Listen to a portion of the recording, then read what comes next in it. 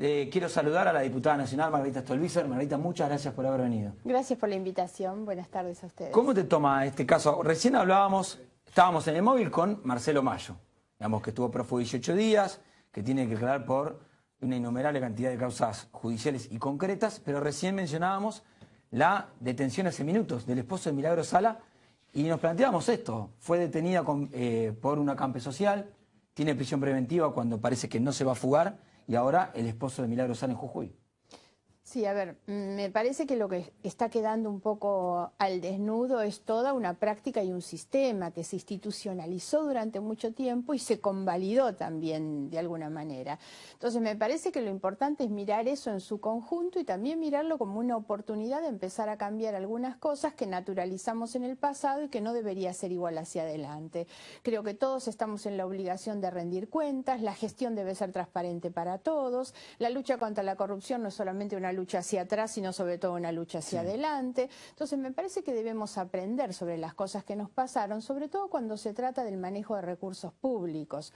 Los cuestionamientos, yo no conozco puntualmente las causas, digamos, en las que están imputados ni Milagro Sala ni el marido, pero lo que está en juego siempre es la falta de transparencia en el manejo de recursos públicos. El desvío de los recursos públicos que en lugar de ir a parar a las viviendas sociales, a las viviendas para los más pobres, termina yendo a las manos o a los bolsillos de los inescrupulosos adentro del Estado y en el sector privado. Y lo mismo pasa con López, lo mismo pasa con Lázaro Báez. Lamentablemente durante mucho tiempo terminó existiendo como una suerte de equilibrio, que los que tienen poder se pueden corromper y enriquecerse y los que no los tienen toleran esa situación tal vez con la expectativa de en algún momento llegar. Claro. Entonces creo que hay que romper con eso. Ahora, cuando vos observás este movimiento judicial, muchas causas comenzaron a avanzar y es cierto, la causa de, por ejemplo, Rafecas tenía desde 2008 la causa López y no se movía, la causa Martínez de Giorgi con Sueños Compartidos no se movía y ahora avanza a pasos agigantados. ¿Qué opinión te merece ese accionar judicial? ¿Estaban dormidas o no podían trabajar por la presión que podría haber venido del Poder Ejecutivo? Yo creo, por lo menos tengo una mirada crítica del funcionamiento de la justicia que va más allá de la investigación de las causas de corrupción. Todos sabemos que es un escándalo que esas investigaciones tengan un promedio de duración de más de 10 años. Sí. Lo cierto es que la justicia es una justicia lenta, ineficaz y poco transparente, no solo en ese tipo de casos. También lo es cuando una mujer busca cobrar la cuota alimentaria, cuando un trabajador busca cobrar la indemnización por despido por accidente de trabajo. Entonces, creo que es necesario incorporar una cantidad de correcciones en el funcionamiento de la Administración de Justicia. Puntualmente, en los casos de corrupción, es cierto que tuvimos durante mucho tiempo una justicia, en algunos casos cómplice y en otros casos dormida frente a un poder, pero también hay que tener en cuenta esto. Primero, hoy hay, yo diría, 3 elementos distintivos a lo que teníamos antes. Hay arrepentidos, que antes no lo había o no lo había en esta medida. Fariña, cuando declaró la vez anterior, negó todo lo que le había dicho a la Nata en la televisión. Ahora Fariña fue y aportó una cantidad de elementos que sirven para investigar. Segunda cuestión que tenemos hoy son estos hechos tan desopilantes como el de este hombre con los bolsones en el convento, los hijos de Báez contando la plata en la Rosadita. Esos son elementos que antes no teníamos, que la verdad ni imaginábamos que alguna causa judicial podía terminar activándose por cosas tan explícitas y tan obscenas. Y el tercer elemento que tenemos son organismos del Estado que cooperan. Hasta el 10 de diciembre nosotros teníamos AFIP, UIF, Banco Central, Banco Nación, que eran todos cómplices de ese entramado del que hablábamos antes. Bueno, hoy muchos de esos, Vialidad, por ejemplo, que nosotros incorporamos al ex titular de Vialidad dentro de lo que es la ampliación de denuncia por asociación ilícita. Hoy Vialidad produce un informe y hace una denuncia que permite avanzar la justicia. La UIF lo mismo, la AFIP hace una auditoría también. Entonces me parece que eso está facilitando. Y la otra cuestión que es central es una sociedad que demanda. Durante mucho tiempo tuvimos una sociedad entre anómica, adormecida, temerosa también, y mucha gente que no hablaba porque tenía miedo. Bueno, hoy hay una sociedad que demanda. A mí me pasa que a veces en la calle la gente me dice, ¿y por qué ahora la justicia actúa? Y yo digo, bueno, ¿por qué usted ahora demanda y durante tantos años muchos estuvieron callados? Entonces creo, y estas son las cosas que me parece buenas. Pero las causas se planchaban también. Sí, sí, sí. Digamos, pero también hoy hay, a través de todo esto, hay una presión sobre los jueces de una sociedad sociedad que también se empieza a despabilar de algunas ¿Te cosas. sorprendió, por ejemplo, que ante tu denuncia por el tema de las cajas de seguridad de la hija de la expresidenta, el accionar sea tan rápido? ¿No, te llamó la atención o crees que fue correcto? Bueno, ¿O yo estuvo bien? creo que es correcto. Sí. Si tengo una crítica es cuando las cosas no Claro. funcionaban así. Yo creo que debe funcionar de esta manera, ¿no? De todos modos, tampoco me parece que sea tan ágil, ¿eh? Porque tardamos una semana en algunas cosas y hay allanamientos que se terminan cantando antes de que lleguen. Bueno, Fue medio avisado el allanamiento, sí, ¿no? por eso. Tampoco es que todo esté funcionando tan perfecto, ¿no? Sí, sí, eso es cierto. ¿Vas a ir a la mediación? Sí, claro que voy a ir. ¿En Yo agosto? voy a solicitar un adelantamiento de la fecha, porque yo no voy a estar en la fecha que está prevista, pero sí, por supuesto. Recordamos que es una voy a mediación ir.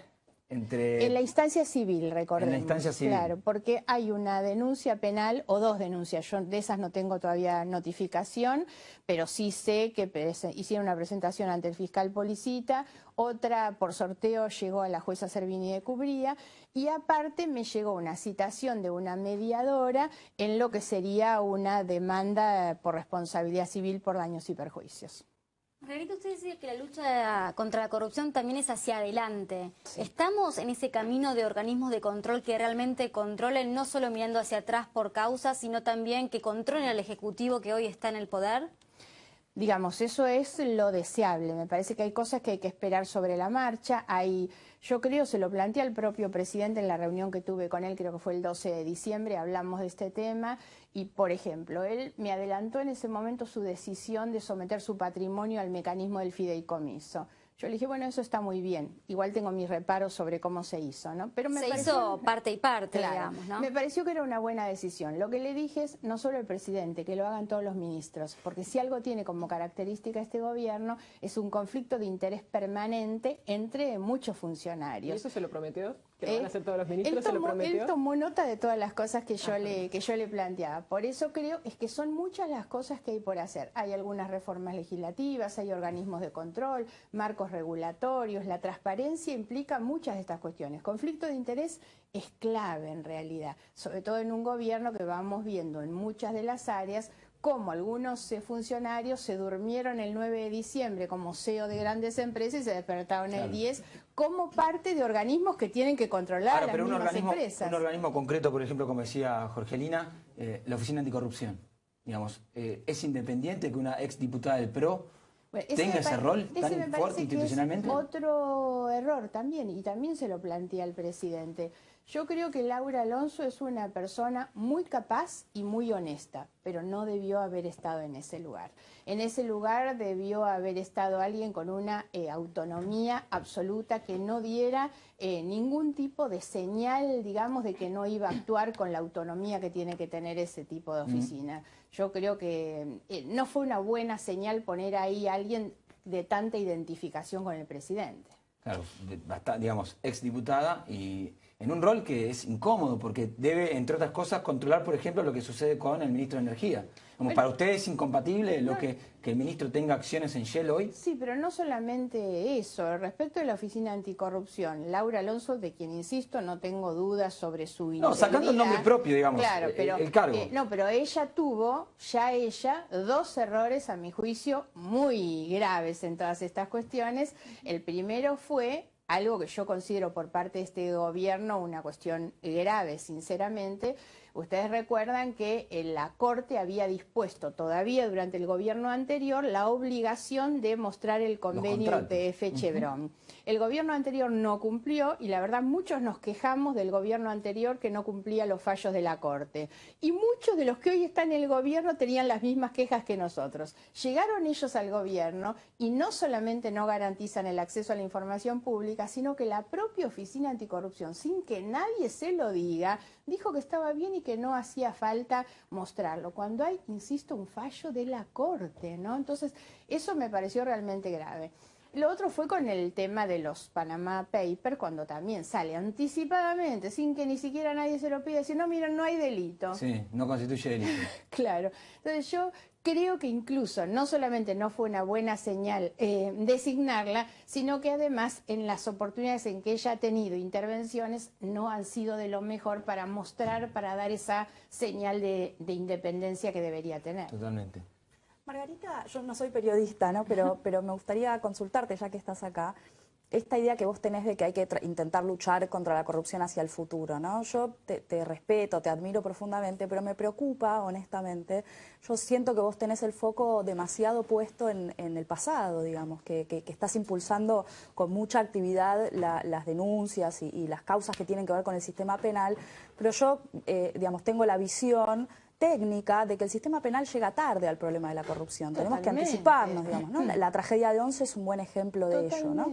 Entonces, quisiera consultarte esto, vos, más allá de tu tarea en el marco de las causas penales, ¿en qué estás pensando concretamente, más allá de los planteos que le has hecho al presidente? Digo, ¿estás pensando en una oficina anticorrupción independiente? ¿Estás pensando en una UIF autárquica con presupuesto propio que no dependa además de la Secretaría de Hacienda, sino que sea realmente independiente, que sus titulares sean designados por concurso? ¿Estás pensando en el sistema de obra pública y de compras públicas? Argentina hace obra pública con una ley de 1947. El Congreso, los diputados y senadores nos deben a todos los ciudadanos de la Argentina una ley de compras desde 1992. ¿Estás pensando en eso también? Absolutamente.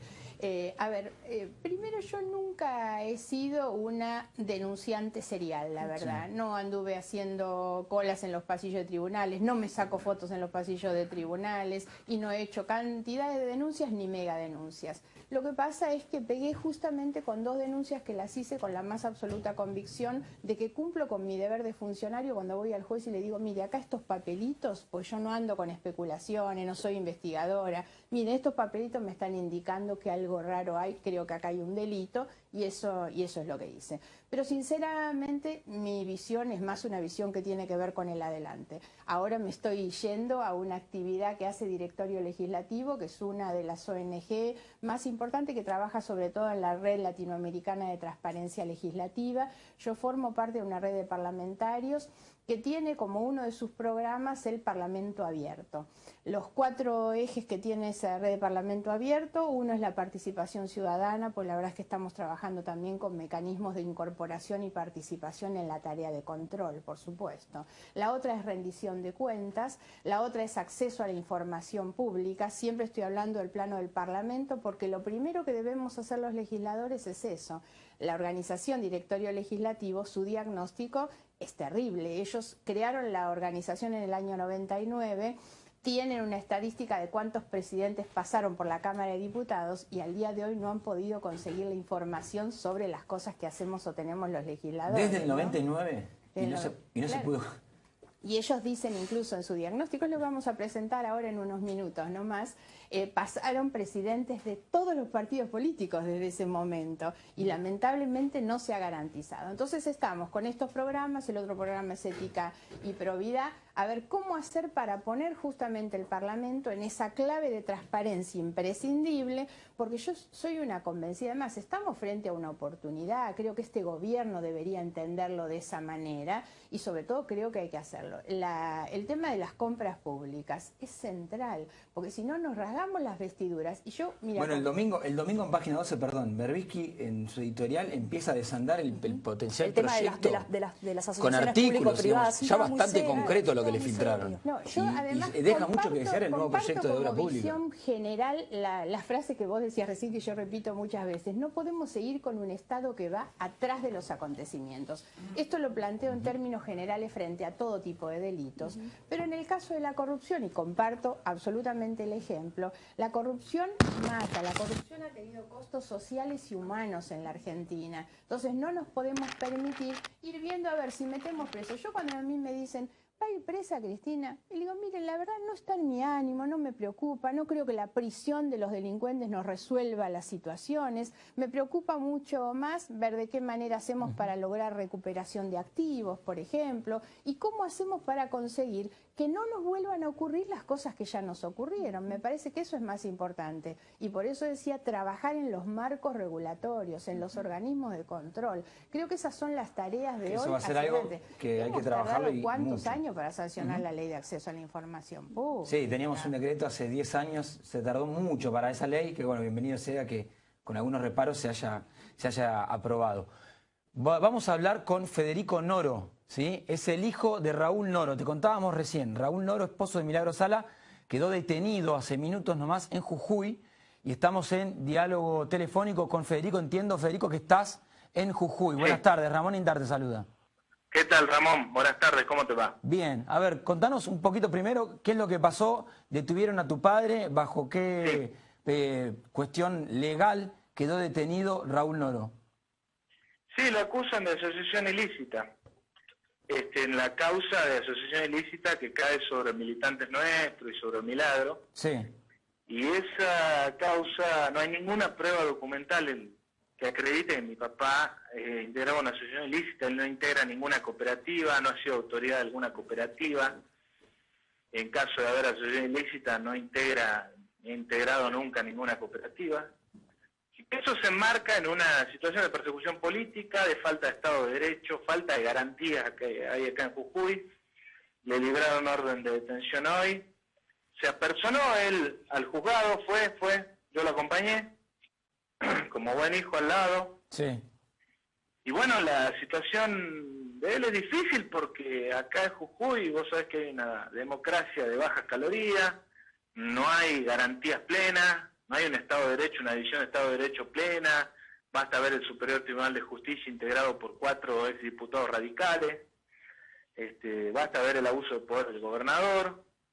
Entonces, eso enmarcado en esa situación, Jujuy es difícil, mi papá sufre esa situación, como muchos otros compañeros opositores, todos opositores al gobernador de la provincia, de casualidad.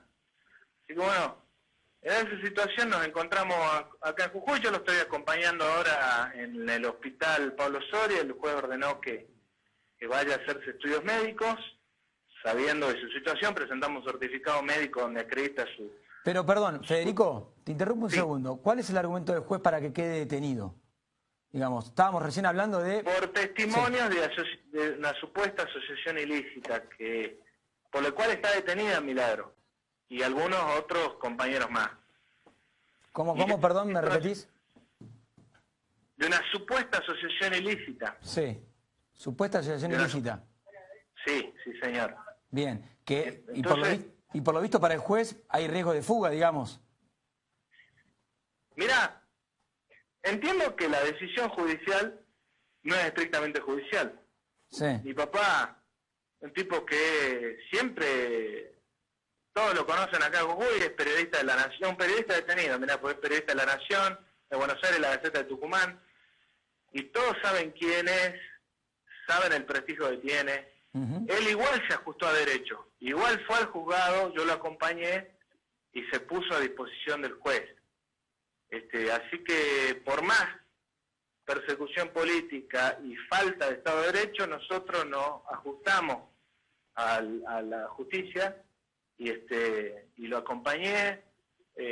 Bueno, su situación personal es delicada por esto, porque él es enfermo cardíaco, que te decía, tuvo un cáncer, un carcinoma intestinal, que fue operado por una ablación en el ventrículo derecho del corazón. Sí. Y eso es lo que le manda a hacer el juez, chequeos médicos oficiales acá en el hospital para darle con vistas a darle una prisión domiciliaria. Federico, sumo en el diálogo, estamos aquí en el piso con la diputada nacional Margarita Stolbizer. Bueno, Sí. diputada, a ver, con lo que está relatando el hijo de Raúl Noro y la situación que se está viviendo hoy en Jujuy, ¿no? Sí, la verdad es que a mí me cuesta opinar, insisto, sin conocer las causas, es lo que decía antes. Uno tiene que tratar de preservar la situación y garantizar el marco del Estado de Derecho. Y bueno, la verdad es que es muy difícil opinar en la distancia, Sí, ¿no? sí. Federico, ¿y ahora cuáles son los próximos pasos legales? Porque por lo que vos me planteás, ustedes hablan de una neta persecución política en Jujuy. Y es que las personas que están presas son dirigentes políticos opositores al gobernador. Sí. La represión acá en Jujuy pasó con Santiago Amud, un dirigente del Partido Comunista, en el cual filmó a policías que decían que lo perseguían porque lo perseguían por orden del gobernador, Gerardo Morales. Está filmado ahí, está el video compartido en YouTube, y por orden del ministro de Justicia, del ministro de Seguridad, que el Meyer. Decían los mismos policías vestidos de civiles, situaciones muy extrañas. Sí, la verdad que... Hubo una represión de Sí. 60 gremialistas, lo han visto por la televisión, seguramente lo han mostrado, de gremialistas del ingenio Ledesma, represión y lo han metido preso. Entonces, Federico, vamos a seguir el tema. Obviamente se dio hace minutos, queríamos conocer de primera mano la situación de la detención y bueno, obviamente vamos a seguir hablando de este caso. Raúl Noro, esposo de Milagro Sala, detenido. Federico, muchas gracias por la comunicación. dale, gracias por la comunicación, Ramón. Hasta luego. Saludos. Bueno, muy bien. Ahí escuchábamos al hijo de Raúl Noro explicando en el marco de la detención a su padre, esposo de Milagro Sala. Bueno, seguíamos hablando de temas de corrupción, de temas de la agenda pública, Margarita, sobre...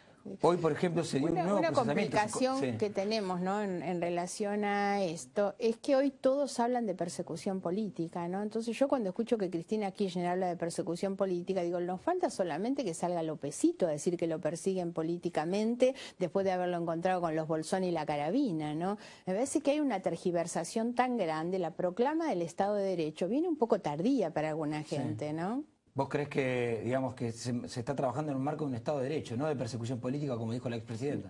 Hago prescindencia de la situación Jujuy que no conozco. No, hablamos ahora de las causas que de yo la cada vez expresidenta. que escucho a algunos que hoy dicen que porque están en la oposición, los que están en el gobierno los persiguen políticamente, bueno, la verdad es que me permito en algunos casos dudar de la afirmación, ¿no? Margarita, más allá de la necesidad de que las causas avancen y de que obviamente uno no puede, digamos, no compartir la idea de que en un Estado de Derecho no puedes tolerar la impunidad. Supongo que tendrás una idea más o menos fundada, como tenemos todos los que alguna vez caminamos como Pi, sobre quiénes son los jueces y los fiscales que hoy están actuando, que son los mismos que no actuaron en los últimos 12 años, que son los mismos que no actuaron durante los 90. ¿No te preocupa? Más allá de la necesidad de que las causas avancen y que, digamos, no hay modo de no compartir eso. Sí, y de estos ¿No te nuevos preocupa? elementos que yo decía hace un rato que existen, ¿no? Pero ¿no Por te preocupa supuesto. quiénes son los personajes que hacen, algunos de los personajes que hacen Sí, avanzar yo las causas?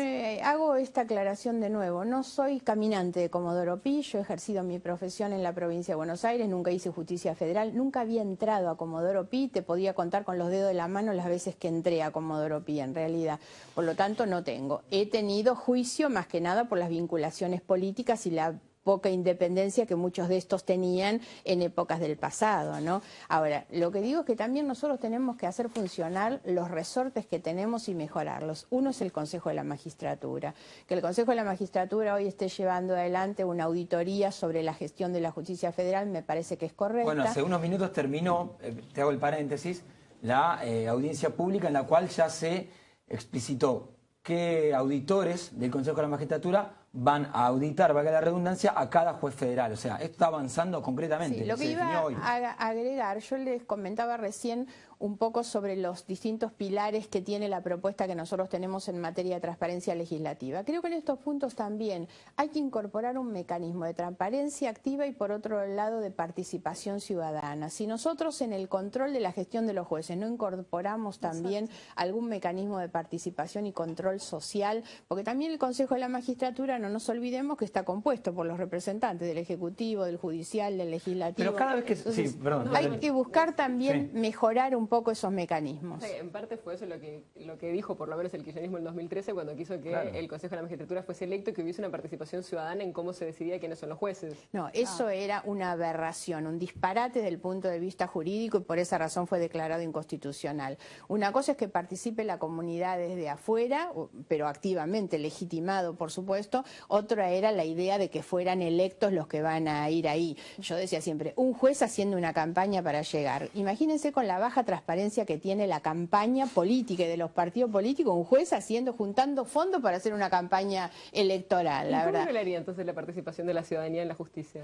Nosotros en su momento discutimos la necesidad de que a través de distintas organizaciones sociales se hagan estas auditorías y estos monitoreos. Yo creo, y esto además es otra de las cosas que cuesta a la justicia y que tiene que ver con los antecedentes de la justicia, que es que ellos nunca han sido permeables a ser controlados y a ser mirados. Recordemos además cuando estaba constituida la Comisión de Ética Pública, que fue derogada en la reforma del 2013.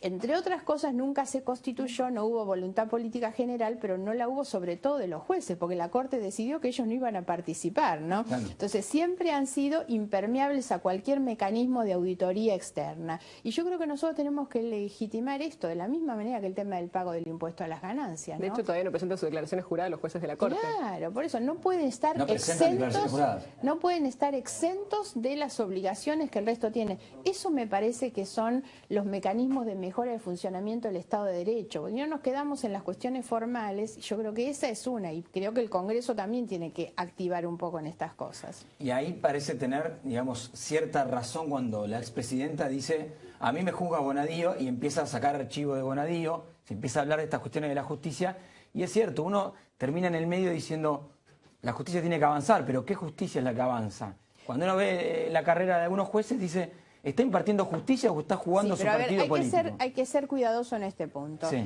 La señora de Kirchner podría durante todo este tiempo haber iniciado un enjuiciamiento político sobre Bonadío. Jamás lo hicieron, y ahora ella, que es procesada por Bonadío, denuncia a Bonadío. Estas son las cosas que uno realmente no puede entender por lo disparatado. Que un procesado denuncia al juez que lo procesó, ¿no? Sí. Imagínense si cada uno de los procesados hace una cosa similar.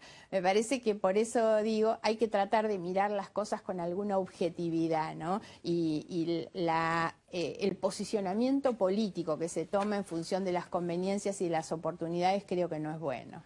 Bueno, y hablando de estos temas, vamos al móvil porque nos dispara un tema. Está Verónica Janowitz en el microcentro. Verónica, buenas tardes. ¿Qué novedades hay en la causa de las cajas de seguridad de la hija de la expresidenta?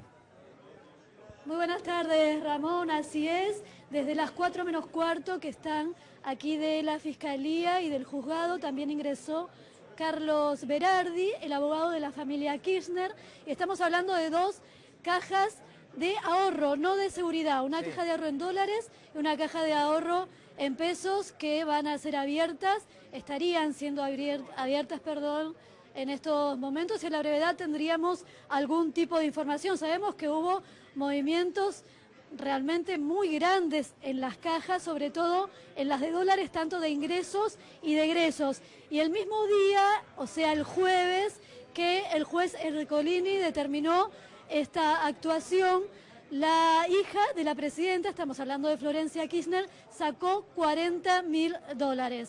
Por eso también se encuentra Berardi, por eso también hubo allanamientos en las cajas y en los bancos Galicia de Santa Cruz, teniendo en cuenta la situación de los plazos fijos allá en ese lugar. Recordamos que Florencia, cuando muere su padre, recibe el 25% de los bienes, y eso incluye gran cantidad de plazos fijos que se encuentran en las cuentas de allá. Ahora, simplemente esperando alguna novedad, alguien que pueda hablar aquí en Perón y Reconquista, en la sede del Banco Galicia Central. Perfecto, Verónica, muchísimas gracias por la información y estamos atentos a las novedades que pueda haber. ¿Cómo no, Ramón? Hasta luego. Y antes de ir al corte, Margarita, esta pregunta, ¿no? En esta causa, ¿qué opinión te merece el avance que está teniendo Ercolini? ¿Se va a abrir estas cajas? Y el abogado Berardi, que dijo, ábranlas ya para evitar el show mediático. Me parece que está bien, todo lo que sirva para acelerar creo que está bien. Pienso de todos modos que no hay que quedarse con el tema de las cajas y qué es lo que no hay o no hay. Me parece que ahí se dio muy bien el informe cuando dicen el problema es todo el dinero que tenían en los plazos fijos, que de la noche a la mañana desapareció. Eso es lo que motiva sobre todo la presentación mía al fiscal. Es una causa, no nos olvidemos, la causa Otesur, donde se investiga el enriquecimiento ilícito. Es cierto. Donde se investiga el patrimonio, digamos, la ilicitud de origen del patrimonio de la familia, y se están investigando las propiedades inmuebles, por eso se pide informes al registro, las sociedades, los hoteles. Yo lo que hice fue presentarle a un juez un escrito y decirle, bueno, además de mirar inmuebles, sociedades y hoteles, miren las cuentas también, porque acá están habiendo movimientos en las cuentas y de 20 plazos fijos que tenían, han desaparecido esos plazos fijos. ¿A dónde fue? Bien, es en el marco de una causa, eso hay que entenderlo. No es solo la caja, sino en el marco de una causa, como bien dice la diputada. Lo que enojó a la señora de Kirchner fue que tuvo que dar explicaciones de que había ido a comprar dólares con los pesos que tenían los plazos fijos y de repente tiene que explicar que tiene una fortuna. Pues yo digo, el problema de la familia Kirchner es que no le cierra el blanco. Que Florencia tenga 60 millones de pesos, la verdad, es difícil de explicar, raro si nunca ha tenido un trabajo en blanco en su vida. Bien, vamos a un breve corte aquí y ya seguimos con más, vas a ver.